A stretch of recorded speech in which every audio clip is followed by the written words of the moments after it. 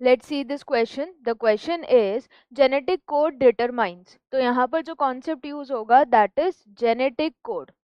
Genetic code. तो genetic code की अगर हम बात करें, एक सीक्वेंस है 3 नाइट्रोजन बेसिस का एमआरएनए पर जो कि एक पर्टिकुलर अमीनो एसिड को कोड कर रहा है। तो ये जो जेनेटिक कोड है ये क्या डिटरमाइन कर रहा है कि सीक्वेंस क्या होगा अमीनो एसिड्स का प्रोटीन चेन में। क्योंकि यहाँ पर क्या होगा, मान लेते हैं एक एमआरएनए है फ्रॉम 5 प्राइम टू 3 प्राइम। इस पर नाइट्रोजन बेस का सीक्वेंस जैसे कि AUG, CCC, UUU, इस तरीके से सीक्वेंस गिवन है।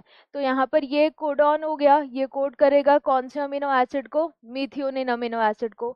CCC एक और कोडॉन हो गया जो कोड करेगा प्रोलीन अमीनो एसिड को।